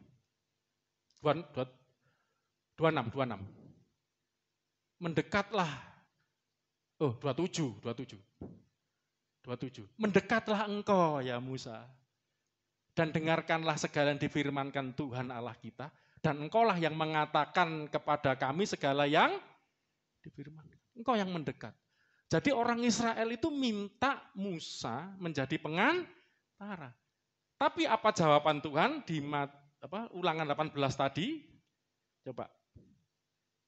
Tuhan tidak cuma ngasih Musa menjadi pengantara mereka, bahkan selanjutnya ayat 18, seorang nabi, Ulangan 18, akan kubangkitkan bagi mereka dari antara saudara mereka seperti engkau ini, Musa, ini Tuhan ngomong sama Musa, aku akan menaruh firmanku dalam mulutnya dan dia akan mengatakan kepada mereka, Segala yang kuperintahkan. Jadi Tuhan menyetujuinya itu bukan hanya oke, Musa yang sekarang menjadi pengantara aku dengan umatku.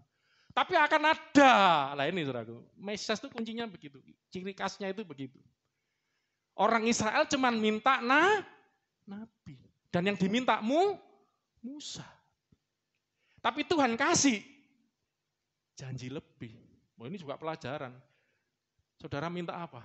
Saya cuma minta istri, enggak cantik, enggak apa-apa, Tuhan sembarang pokoknya teman hidup. Tuhan kasih yang terbaik. Oh, cantik hari ini. Ngelem dikit lah saya. Enggak pernah dipuji soalnya. Kasih yang maaf, lebih dari yang saya harapkan. Loh, Tuhan tuh ngasih gitu. Bener enggak? Dia yang menjawab doa kita lebih dari yang kita pikirkan, kita minta dan doakan. Oh, Tuhan itu gitu. Orang Israel cuma minta Musa, ya, kamu jadi pengantara. Tuhan ngasih enggak cuma Musa, aku akan kasih gantinya ini, akan firman ini ku taruh jadi nabi. Firman itu jadi manusia. Dengarkan sekarang dia kuperintahkan melalui dia.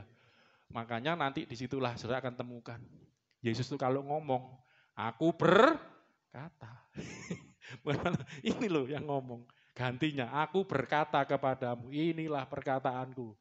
Ego emi, akulah yang berbicara. Jadi itu makanya kenapa Yesus tidak pernah ngomong, beginilah firman Tuhan itu Musa.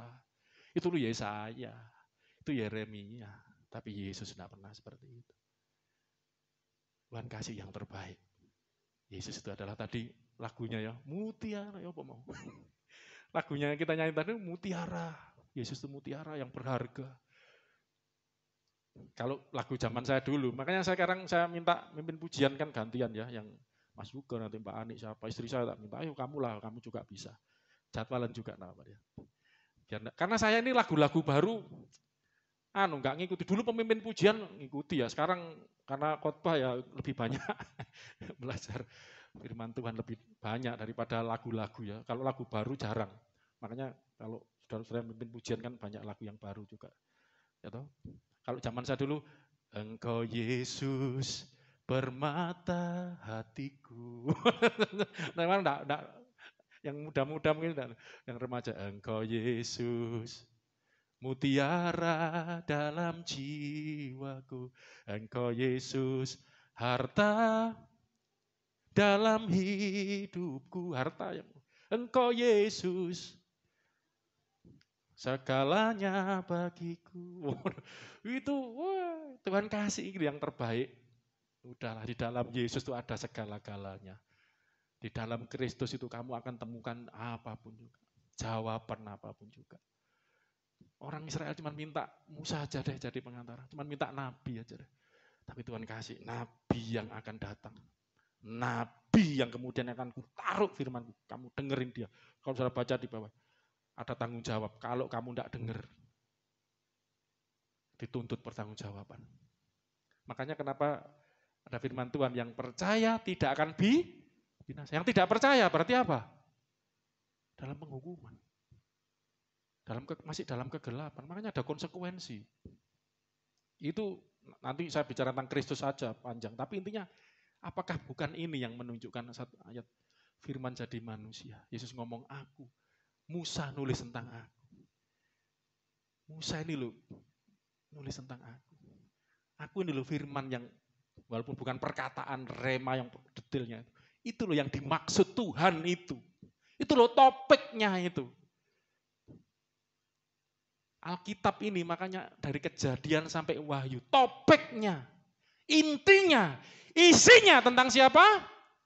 Yesus Kristus Tuhan kita. Makanya maaf kalau ada yang datang 700 tahun setelah Yesus, mengatakan jangan dengerin Yesus. Itu bukan Tuhan, itu palsu semua. Perjanjian lamanya, waduh kita mana bisa. Apalagi kalau kita ngalami sendiri. Alami Tuhan sendiri. Makanya orang Kristen selain belajar alami yang kamu pelajari, gak cuma teori. Dan saya ngajaran gini memancing Anda untuk, oh iya, aku mau ngalami. Coba ayat ini saya tutup ya. Tadi kan Ulangan 5 ya. Ayat 1 itu dahsyat tadi. Kenapa kok saya kepingin baca deh. Coba. Allah kita ini lain dari yang lainnya. Tidak ada. Makanya lagunya, mana Allah. Allah mana seperti Allahku. Jawabannya apa? Seng ada. Musa memanggil ayat 1 ya. Seluruh orang Israel berkumpul dan berkata kepada mereka. Ini ayat tadi saya baca 23-nya ya. Ayat 1-nya. Dengarlah hai orang Israel, ketetapan dan peraturan yang pada hari ini kudengarkan kepadamu. Supaya kamu mempelajarinya dan melakukannya dengan setia. Tuhan Allah kita telah mengikat perjanjian dengan kita. Makanya nanti saya akan khotbah khusus, Kristus itu firman perjanjian. Jadi firman bukan cuma firman, tapi perjanjian Allah. Makanya Alkitab kita perjanjian lama, perjanjian baru. Itu yang dimaksud Kristus. Allah kita telah mengikat perjanjian dengan kita di Horeb Gunung Sinai. Bukan dengan nenek moyang kita. Tuhan mengikat perjanjian kita di Gunung Sinai. Tetapi dengan siapa? Kita. Allah pernah mengikat perjanjian dengan Adam. Allah pernah mengikat perjanjian dengan Henok. Allah pernah mengikat perjanjian dengan Nuh. Allah pernah mengikat perjanjian dengan Abraham. Allah pernah mengikat perjanjian Ishak, Yakub. Allah juga pernah mengikat perjanjian dengan kita. Bukan dengan nenek moyang kita. Tuhan mengikat perjanjian itu, tetapi dengan kita. Kita juga. Kita yang ada di mana, saudaraku? Di sini pada hari ini. Kita semuanya yang masih hidup. 4, baca sama-sama. Ini Tuhan kita. 1, 2, 3. Tuhan telah berbicara dengan berhadapan muka dengan kamu di gunung dan di tengah-tengah api. 5, aku pada waktu itu Musa, katakan apa? Berdiri di antara Tuhan dan kamu. Memberikan firman Tuhan kepadamu. Allah kita itu real, saudara. Nyata. Allah kita Allah yang menyatakan diri. Makanya ingat khotbah-khotbah judulnya itu kan untuk mewakili itu. Allah yang ada judulnya itu ya. Allah yang menyatakan diri. Cuman penjelasannya mungkin ya, karena waktu enggak nyutut semua. Allah itu menyatakan diri dan siapkan dirimu. Allah juga akan menyatakan dirinya kepadamu. Bapa di dalam firman-Nya. Bapa di dalam Yesus dan dalam persekutuan Roh Kudus. Nanti lama-lama Anda akan ngerti. Itu kan sering diucapkan doa berkat. Sebenarnya kalau berdoa itu ya enggak apa-apa. Mungkin pertama ya ngikutin aja hafalannya. Tapi nanti lama-lama ngerti yang dimaksud. Bapa yang di sorga. Kalau mungkin lengkap, Allah Bapa kami yang di sorga. Yang kami sembah. Yang kami kenal. Di dalam Yesus. Atau yang menyatakan diri melalui Yesus Kristus. Siapa itu? Firman yang jadi manusia. Kan doa gitu. Karena tidak ada seorang pun sampai kepada Bapa Allah kalau tidak melalui karena tidak akan bisa mengenal tanpa Yesus, tidak akan bisa sampai. Makanya kenapa kalau berdoa Bapa di dalam nama Yesus, saya kan ada khotbah khusus nanti lain kali. Allah di dalam Kristus, itu Allah kita. Maaf ya, saya akan tutup. Ya ini kan Ramadan ya, itu saya lihat kadang TV banyak acara-acara dan ada yang dalam doa itu ya, la ilaha illallah Muhammad Rasul. Itu kan ada. Jadi di dalam doa, saudara sepupu kita memasukkan nama nabinya di dalam doa, salawatnya. Ya, maaf, nabi itu manusia atau bukan? Manusia. Orang Israel tidak melakukan itu. Maka mereka berdoa, ya Yahweh, Yehova. Dalam yang disaksikan oleh Musa kan itu kan syahadatnya saudara muslim kita ya. Enggak saya ngomong gini supaya Anda ngerti. Saudara berdoa ya juga dalam nama Yesus soalnya. Supaya ini ada perbandingan. Orang Israel enggak pakai gitu. Ya Yehova, Yahweh. Ya. Yehova Sebaot Allah Adonai kadang nyebutnya gitu ya. Yang diperkenalkan Musa, enggak pernah. Yang Musa adalah utusannya. Kalau saudara kita kan tidak ya ilaha illallah, tidak ada Tuhan selain Allah dan Muhammad adalah utusan Allah. Jadi di dalam syahadat pengakuan iman itu masuk. Manusia, nabi. Lah Anda, ini kan maksud saya apa? Loh Anda itu di dalam iman kita ada Yesus masuk. Bapa di dalam nama Yesus. Allah yang kami sembah. Bapa dalam. Kenapa dipersalahkan juga? Kenapa dikritik? Misalnya, loh Yesus bagi kita bukan manusia. Orang Yahudi tidak akan melakukan, manusia dimasukkan dalam doanya. Gitu loh saudara. Ya kan? Tapi kita memasukkan Kristus itu karena itu adalah hipostasisnya Allah. Firman-Nya Allah. Bahkan Roh Kudus, Bapa dalam nama Bapa, Putra dan Roh Kudus. Makanya Anda harus mantap gitu. Tidak ada dalam nama Allah, dalam nama Musa, utusannya, dan dalam nama siapa? Yesaya, nabinya, tidak ada. Kalau kita Allah yang Esa, ya toh, Allah Tritunggal, Allah yang Esa, yang kami kenal di dalam Yesus, tidak apa-apa. Dan ini contoh berdoa ya. Jadi, tapi dengan penjelasan begini Anda lebih ngerti, oh Allah kita itu firman. Menyatakan diri dalam firman. Firman jadi manusia. Dan kita mengenal sebagai Yesus. Mari kita berdoa. Jadikan firman Tuhan menuntun kekuatan hidup kita. Kita tidak menyembah manusia. Kita tidak, maaf saudaraku ya, di dalam ibadah penyembahan kita, di dalam datang kepada Tuhan tidak melibatkan manusia. Tidak ada seorang pun, makanya ngomong, seorang pun yang dapat membawa kamu sampai kepada Allah. Hanya aku, karena dia bukan manusia. Yesus bukan manusia, biasa. Dia bukan sekedar nabi, tapi dia adalah firman yang dijanjikan itu, firman yang dituliskan, firman perjanjian itu, firman yang dituliskan Musa, para nabi, menulis tentang aku, kata Yesus. Dan yang dituliskan itu jadi manusia sekarang. Yang dituliskan itu berwujud. Inilah aku ini. Makanya Yesus berkata, kalau kamu meminta, berdoa, mintalah dalam namaku. Yesus tidak asal mengklaim, Musa tidak berani ngomong begitu. Yesaya tidak berani ngomong begitu. Para nabi, Musa adalah nabi terbesar bagi orang Yahudi, peletak dasar hukum, Taurat. Musa tidak pernah seperti itu. Dalam namaku, kamu pasti sampai Bapa, tidak pernah. Dia hanya menjadi pengantara. Surat Ibrani katakan dia ini pelayan, hamba, doulos yang melayani dalam rumah. Tapi bukan tuan rumahnya. Tapi Kristus itulah tuan rumahnya. Karena dialah sang firman itu. Makanya saya mendorong Anda semakin mantap iman, semakin yakin bahwa engkau memiliki Kristus sebagai jaminan, sebagai perjanjian yang mengikat engkau dengan Allah. Kamis nanti saya akan jelaskan tentang kenaikan Isa Al-Masih. Tidak apa-apa, sebut Isa Al-Masih. Al-Masih itu Mesias, bahasa Arabnya. Saya akan nanti satu kali terus akan mengajarkan. Al-Masih, gelar Al-Masih itu.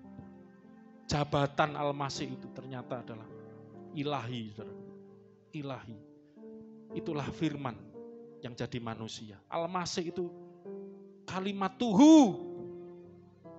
Mesias itu, Kristus itu adalah kalimatnya, firmannya, logosnya Allah. Jadi nabi, jadi raja, jadi imam yang diurapi. Untuk menyatakan diri kepada kita manusia. Supaya Tuhan dapat menyatakan diri kepada manusia yang ada dalam gelap. Dan mari yang membuka hatinya, datang kepada Tuhan. Datang kepada Allah melalui firman-Nya yang menyatakan diri. Supaya kau sampai kepada Dia. Terima kasih Tuhan, terima kasih Tuhan. Terima kasih. Bagi Tuhan tak ada yang mustahil. Bagi Tuhan tak ada yang tak mungkin. Mujizatnya disediakan bagiku, diangkat dan dipulihkannya. Bagi Tuhan tak ada yang mustahil. Bagi Tuhan tak ada yang tak mungkin. Mujizat mujizatnya disediakan bagiku. Ku diangkat dan dipulihkannya. Dengan iman kita pujikan pujian ini. Aku yakin ya Tuhan, ku ya saat kau berfirman, ku menang saat kau bertindak, ku menang saat kau bertindak. Hidupku hanya ditentukan oleh perkataanmu, jadilah apa yang kau katakan Tuhan, dan pasti terjadi. Haleluya. Aku aman karena kau menjaga. Amin. Ku kuat karena kau yang menopang. Kau menopang. Kami percaya hidup ditentukan oleh kuasa-Mu. Ditentukan. Firman-Mu berkuasa, Firman-Mu hidup, kuat ya Tuhan, sangat powerful. Haleluya. Bagi Tuhan tak ada yang mustahil. Bagi Tuhan tak ada yang tak mungkin. Mujizatnya disediakan bagiku. Ku diangkat dan dipulihkan bagimu Tuhan. Oh, tidak ada yang mustahil bagi Tuhan. Haleluya. Tak mungkin. Mujizatnya disediakan bagiku. Ku diangkat dan dipulihkannya. Saya pernah di WA Group menuliskan mujizat-mujizat yang dilakukan para nabi. Musa terutama di Mesir, saya sudah sampaikan. Memang belum sempat saya ajarkan dalam khotbah secara mendetil. Sesungguhnya bukan Musa yang melakukan itu. Bukan para nabi yang melakukan itu. Bukan Elia, bukan Elisa. Tetapi Tuhan melalui firman-Nya. Tuhan perintahkan kepada Musa, Tuhan berfirman kepada Musa, ulurkan tanganmu ke laut, ulurkan tongkatmu ke laut. Dan Tuhan yang membelah air itu. Musa taat kepada firman untuk mengulurkan tangan ke laut. Musa perintahkan datang kepada Firaun, lemparkan tongkatmu. Tongkat itu akan jadi ular. Yang buat bukan Musa, itu tongkat biasa. Tapi karena Musa taat kepada firman, taat kepada perkataan Allah, lemparkan tongkatmu. Tuhan buat mujizat. Firman itu membuat mujizat. Perkataan Tuhan terjadi, saudara. Kalau engkau lempar tongkat itu akan jadi ular. Tuhan yang ngomong, Tuhan yang berfirman, menjadi. Makanya kenapa hidupnya Yesus selama di dunia penuh mujizat, karena dia firman. Nanti saya lain kali akan khotbah tentang mujizat. Anda ngerti kenapa mujizat Yesus? Itu adalah firman. Mujizatnya para nabi dikerjakan oleh firman Allah. Sebagaimana dunia diciptakan oleh firman Allah. Dan sekarang Anda telah mendengar firman Tuhan. Anda memiliki firman Tuhan. Anda memiliki iman kepada Kristus, sang firman itu. Saya percaya hidupmu juga penuh dengan mujizat. Karena firman mujizat itu ada di dalam hidupmu, kau percaya. Alkitab katakan firman itu tidak jauh. Firman itu tinggal dalam hatimu. Firman itu dekat di mulutmu. Karena kau percaya Yesus. Ingat baik-baik hal ini, saudara. Kenapa saya ngajarkan Yesus firman Allah? Bukan hanya secara teologisnya. Tapi Anda juga miliki iman. Kristus ada diam dalam hati kita. Sang firman itu. Yang penuh dengan keajaiban, penuh dengan mujizat. Makanya pujian ini akan mengingatkan kita. Hidupmu bukan ditentukan oleh nasib, takdir. Hidupmu tidak ditentukan oleh sekelilingmu, keadaan sekitarmu, lingkungan. Tapi hidupmu ditentukan oleh firman Tuhan, perkataan Tuhan. Saya pernah sampaikan tentang bumblebee, kumbang.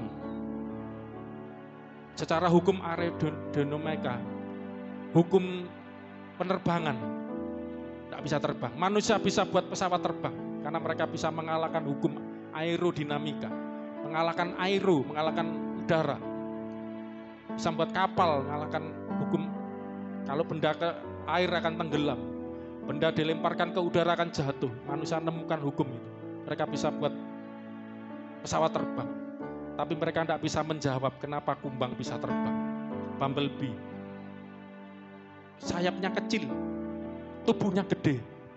Sayapnya nggak mungkin bisa mengangkut tubuhnya untuk terbang, bisa membawa terbang. Sampai hari ini tidak bisa menemukan jawaban. Kenapa kumbang ini bisa terbang?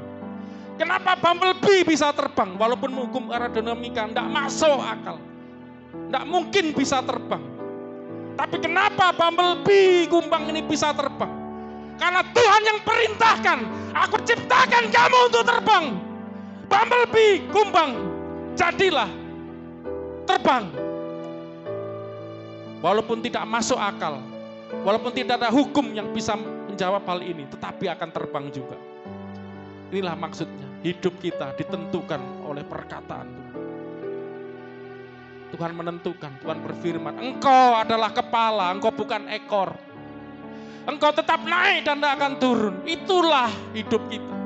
Apa yang Tuhan katakan, firmankan, itulah yang akan menjadi nasib kita, hidup kita. Bukan ramalan orang pinter, paranormal. Bukan omongan orang-orang di sekitar kita. Kamu bodoh, kamu tidak berguna, kamu tidak mungkin berhasil. Itu omongan orang. Tapi Tuhan berkata, masa depanmu hilang gemilang. Kau berikan kepadamu hari depan yang penuh harapan. Saudara mau percaya mana? Saya katakan, firman Tuhan tidak pernah gagal. Firman Tuhan berhasil dalam segala yang difirmankan akan terjadi. Kun fayakun, kita saudara seberang kita. Tuhan berfirman, maka jadi. Pelan-pelan bangkit berdiri, saudaraku. Ku yakin saat kau berfirman, aku menang. Saat kau bertindak, hidupku hanya oleh apa, saudaraku? Perkataan. Oleh perkataan siapa? Perkataannya Tuhan. Makanya gali, perdalam, baca Alkitab, firman Tuhan, renungkan. Ku aman karena kau menjaga. Aku kuat karena kau menopang. Hidupku hanya ditentukan oleh kuasa-Mu. Oh, sama-sama katakan, bagi Tuhan tak ada yang mustahil. Bagi Tuhan tak ada yang tak mungkin. Mujizatnya disediakan bagiku. Kita ganti Tuhan dengan firman, karena kita udah diajar Tuhan itu adalah firman. Bagi firman tak ada yang mustahil. Bagi firman Allah, bagi firman tak ada yang tak mujizatnya disediakan. Firman itu hidup, kuat, berkuasa, diangkat, penuh dengan mujizat. Tuhan membuat mujizat dengan firman-Nya, menyatakan kemuliaan kuasa dengan firman-Nya. Bagi firman tak ada yang mustahil. Kalau Allah berfirman, kalau firman itu datang menyatakan kemuliaan Allah, dan kita sudah melihat melalui Kristus, mujizatnya hidup di dalam Kristus, dalam Sang Firman, penuh mujizat. Angkat dan sekali lagi, bagi firman-Nya, bagi firman tak ada yang mustahil. Bagi firman tak ada yang tak mungkin. mujizat, mujizatnya disediakan bagiku. Ku diangkat dan sekali lagi dengan lembut. Bagi firman, karena itu terus renungkan firman Tuhan siang malam. Bertindak hati-hati yang tertulis dalamnya. Ikuti, belajar, renungkan firman-Nya. Sang firman, Sang Kristus itu. Mujizat-mujizat di dalam Kristus itu nyata dalam hidupmu. Likannya sekali lagi. Bagi Tuhan tak ada yang, bagi firman, bagi firman tak ada yang tak mungkin. Mujizatnya disediakan bagiku. Ku diangkat dan dipulihkannya. Saya akan berdoa, saudaraku. Saya akan berdoa. Kau yang sudah dengar firman Tuhan, dan kau percayakan firman-Nya, perkataannya, bahwa firman itu hidup, kata Alkitab. Kuat, strong, bahkan lebih tajam dari pedang bermata dua, yang sanggup menembus sampai dalam hidup kita. Firman itu sanggup mengubah nasib kita, hidup kita. Dan kita percaya Allah menyatakan diri melalui firman-Nya. Allah yang tak terhampiri, tak terlihat, Allah yang besar, Allah yang tidak terbatas, menyatakan diri, datang kepada manusia, bahkan datang ke Gunung Sinai tadi kita udah baca, membuat perjanjian, firman perjanjian, supaya kita menjadi umat-Nya, mengenal Dia, dan Dia menjadi Allah kita, sesembahan kita, Tuhan kita. Mari kita tinggal dalam perjanjian dengan Allah. Agama itu bukan sekedar ageman, orang itu istilah agama, pakaian, atribut. Kekristenan tidak ngajar begitu. Kekristenan adalah hubungan, relationship. Ada satu perjanjian yang diikat. Saya bisa menjadi suami dari Lina karena kami ada perjanjian. Makanya di Kristen ada janji nikah, sehingga kami bisa bersama-sama. Ada perjanjian antara Allah dengan umat-Nya melalui firman-Nya.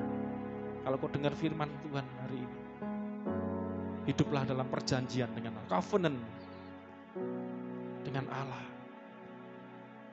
Kita mau menjadi umat-Nya, menyembah Dia, Allah yang mengenalkan diri dalam Yesus. Kita mau tunduk, kita mau taat, dan Allah menjadi Allah kita, penguasa hidup kita, yang menjadi penolong hidup kita, yang mengerjakan mujizat dalam hidup kita. Mari saudara, Allah Sang Firman telah datang. Firman itu telah datang kepada milik kepunyaannya. Tetapi milik kepunyaannya tidak mengenal Dia dan menolak Dia. Tetapi barang siapa yang menerimanya, diberinya kuasa untuk menjadi anak-anak Allah. Saudara yang mau menerima Kristus, yang percaya, yaitu mereka yang percaya dalam nama-Nya. Saudara terima firman itu, Kristus itu masuk dalam hidup. Kristus tinggal dalam hidupmu, firman itu tinggal dalam hidupmu. Sehingga hidupmu bukan engkau lagi, tapi firman itu tertulis dalam hidupmu. Firman itu menjadi daging dalam hidupmu. Firman itu menjadi nyata dalam tingkah laku, pikiran, perkataanmu. Itulah maksud Tuhan datang kepada kita melalui firman-Nya. Dan nama Tuhan dipermuliakan. Makanya kenapa dikatakan engkau adalah terang dunia. Selama aku di dunia, akulah terang dunia, kata Tuhan Yesus. Tapi Yesus sudah naik ke sorga, dan berkata engkaulah terang dunia. Aku sekarang naik ke sorga, aku berikan rohku tinggal di dalam kamu, anak-anaknya, dan kamu jadilah terang dunia. Sinari dunia gelap ini. Bercahayalah ke dunia. Tidak lagi hopeless, tidak punya harapan dalam gelap, mereka dapat datang kepada terang yang bercahaya melalui hidupmu. Mari saudaraku yang rindu menjadi terang Tuhan. Terang firman itu bercahaya dalam hidupmu. Mari kita datang pada Tuhan berdoa. Mari yang mau menjadi terang, dijadikan terang, angkat tangannya di tempat Anda berada saat ini. Yang di rumah, yang lihat rekaman, sambil engkau mendengarkan, angkat tangan kepada Tuhan. Aku mau Tuhan, aku mau Tuhan, pakai. Aku mau Tuhan. Dunia sedang dalam kegelapan, dan aku tidak mau tinggal lagi dalam kegelapan. Aku mau terima terang itu, hidup dalam terang itu, dan menjadi terang yang kau pakai bercahaya di tengah gelapan. Mari yang rindu ditransformasi hidupnya, dirubah hidupnya oleh Tuhan. Datang pada Tuhan. Sebelum kita akhiri ibadah, kita berdoa. Haleluya, haleluya, Yesus. Ini kami Tuhan. Jamaah, aku berdoa buat mereka yang sedang mengangkat tangan karena iman. Karena mereka percaya, mereka angkat tangan kepada Tuhan. Tuhan, aku datang. Ini aku dengar firman-Mu. Aku dengar perkataan-Mu dan aku mau percaya, aku terima perkataan-Mu. Datanglah firman itu menyatakan diri dalam hidupku. Firman terang itu, terang bagi dunia itu datang dalam hidupku. Haleluya. Haleluya. Datanglah terang itu. Datanglah terang itu. Datang. Terang itu datang dalam hidupku. Datanglah terang itu, bercahaya, bersinar, menerangi. Haleluya. Terima kasih Tuhan. Yesus. Terima kasih Tuhan. Terima kasih Tuhan. Haleluya, haleluya. Bulu yang tergulai takkan dipatahkannya, Dia akan jadikan indah. Sungguh lebih berharga sumbu yang telah pudar, takkan dipadamkannya. Dia akan jadikan terang untuk amin. Lihat, itulah rencana Tuhan buat hidupmu. Haleluya. Bulu yang minggu depan saya mau khotbah ini juga. Ini digenapi di dalam Yesus. Dia akan ini rencana Tuhan, sang terang ajaib itu, sang terang abadi itu, yang menerangi hidup kita, akan menjadikan kita terang juga.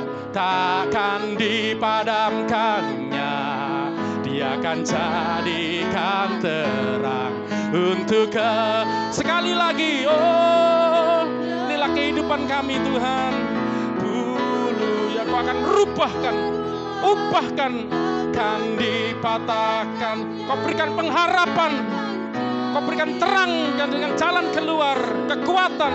Berharga sumbu yang telah pudar, takkan dipadamkan. Dengan iman katakan, Dia akan, itulah hidupmu dan hidup saya saudaraku, untuk kemuliaannya. Dia akan jadikan terang.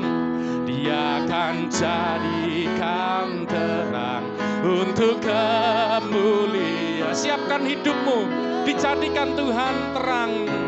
Dia akan jadikan terang untuk kemuliaannya.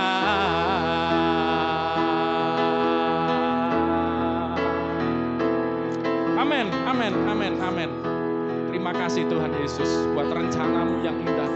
Ya firman Allah yang hidup itu, terima kasih telah datang kepada hidup kami, menyatakan diri kepada kami di dalam Yesus yang datang 2000 tahun yang lalu sebagai nabi, sebagai raja, sebagai imam, untuk menuntun kami, membawa kami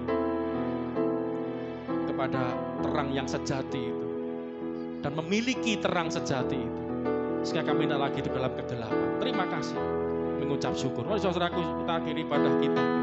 Terimalah berkat Tuhan, terimalah segala yang terbaik yang Tuhan sudah siapkan. berkat yang tersimpan, segala berkat kata firman, segala berkat yang tersimpan di sorga bagi kamu, milikmu, itu kepunyaanmu. Kita terima di dalam nama Tuhan Yesus Kristus yang menjamin kita. Dia adalah jaminan bagi kita, dalam kuasa Roh Kudus yang menyatakan itu kepada kita semua, menyatakan, mewujudkan janji itu jadi nyata melalui Roh Kudus dalam hidup, menyertai hidupmu sekarang sampai selama-lamanya. Yang percaya katakan amin. Selamat hari Minggu. Tuhan Yesus memberkati kita semua. Sampai berjumpa kembali. Haleluya.